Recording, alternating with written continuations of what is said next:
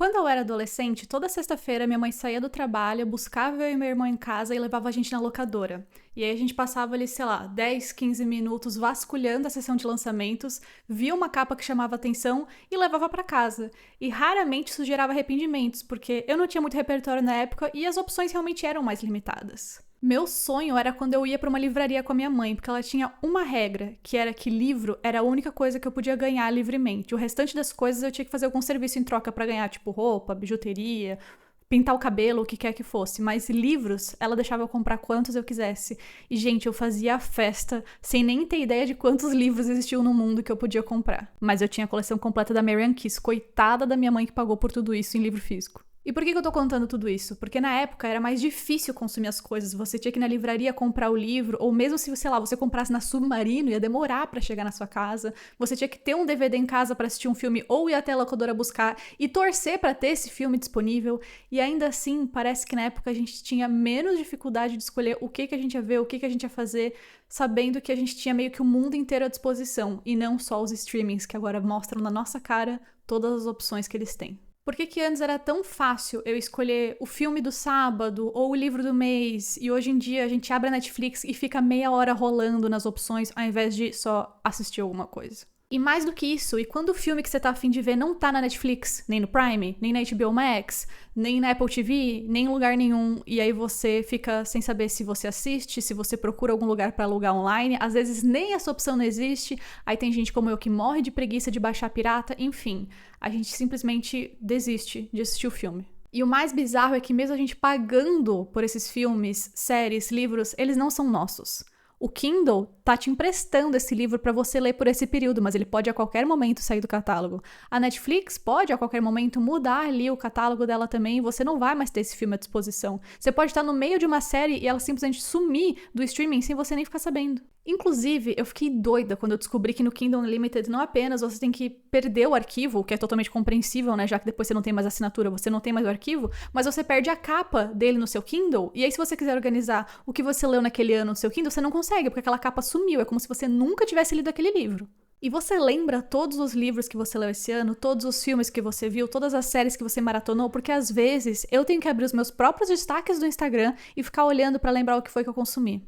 Inclusive, adoro indicar o que eu tô assistindo e lendo por lá, então já me segue, @AliceKinning, que talvez você goste de alguma coisa também. Mas enfim, eu acho que a minha pergunta é, será que você poder baixar qualquer livro no Kindle, assistir o que você quiser nos streamings, poder baixar até pirata, realmente faz com que a gente consuma mais coisa, mais legal e consiga decidir melhor o que consumir? Parece que quando eu comprava o livro físico eu aproveitava mais ele, sabe? Talvez por eu pegar nele, por ele ser meu, por ele ficar na minha estante. Eu tava ali no meu quarto, eu olhava pro lado e via ele e falava, poxa, lembro dessa história. Porque tem livro que eu li no Kindle que eu nem lembro que eu li, que dirá lembrar a história. E não, gente, eu não sinto falta de ler livro físico, porque além de ser pesado, é muito mais caro, não dá pra levar por aí, enfim, eu amo ler no Kindle, mas eu também não gosto de como isso mudou a minha relação com a leitura. Tô lendo mais? Sim. Mas será que eu tô aproveitando tão bem essa leitura? E aí a culpa é do Kindle? A culpa é minha? A culpa é do TikTok que fritou nosso cérebro? A culpa é de como a gente passou a consumir as coisas na nossa geração? Não sei dizer. Mas eu não vou negar que eu sou meio nostálgica, que eu sinto falta de quando eu tinha que sentar a bunda no sofá e ligar no Multishow, eu lembro que era 42 na Sky, ou no VH1, que eu acho que nem existe mais hoje em dia, e aí você assistia os clipes das músicas e tinha que ficar com um caderninho do lado pra anotar o nome da música e o artista, pra depois baixar lá no LimeWire, no Emule, no 4Share, onde quer que você baixasse música, aí passar pro iTunes. Gente, era um trampo pra ouvir música antes do Spotify e eu amava cada segundo. E aí eu lembro que no meu iTunes eu tinha uma pasta que eu colocava as 50 músicas que eu adicionei por último no meu celular. E aí eu ficava ouvindo elas em looping.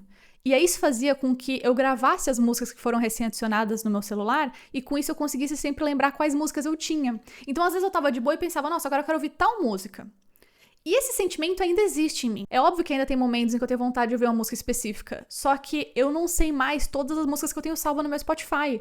Às vezes eu abro lá as músicas favoritadas e eu percebo que, sei lá, 80% delas é como se eu nunca tivesse ouvido. Porque eu ouvi uma vez, salvei e esqueci que ela existia. Gente, o meu sonho era que o Spotify tivesse uma playlist onde ele reunisse as músicas recém-adicionadas. Juro pra vocês. E aí também, quando você é uma pessoa como eu, que tem ansiedade, que tem FOMO e que quer consumir de tudo, quando você tem tanto artista, tanto álbum, tanta música disponível no Spotify, você não quer ficar ouvindo o que você já salvou. Você quer ficar descobrindo novos artistas, descobrir novas músicas, descobrir novos gêneros que você pode gostar. Porque quanta coisa que existe que você pode gostar. Meu Deus, eu tô voltando pro episódio anterior no qual eu falei sobre você não viver novas experiências porque você nem tá aberto pra isso. E o quanto eu fico desesperada querendo novas experiências o tempo inteiro, mas nesse caso, músicas. Enfim, eu não quero romantizar o trabalho que dava pra consumir as coisas antigamente. Eu só fico pensando até onde essa sensação que a gente tem de que hoje em dia tá tudo à nossa disposição é falsa. Porque mesmo se tá à nossa disposição, será que a gente tá realmente aproveitando da melhor forma? A gente tá apreciando aquilo? A gente tá dando valor? Ou simplesmente virou só mais uma música que a gente tem disponível? Só mais um filme que tá na Netflix? Ou só mais uma série que a gente maratonou? Parece que a gente vive hoje em dia numa competição de quem leu mais livros neste ano por causa do TikTok, BookTok, que fala, né? Nossa, eu fui bem tiazona agora, né? Ou então, quem tem o Spotify Wrapped mais legal? Quem maratonou a série mais cool ou o filme mais cult? Cinéfilo sempre existiu, né, gente? Mas parece que hoje em dia todo mundo virou cinéfilo. Enfim, me encontra lá nas minhas redes sociais, @AliceKinney, e me conta o que você pensa sobre isso ou se eu tô viajando na maionese. Um beijo e até semana que vem.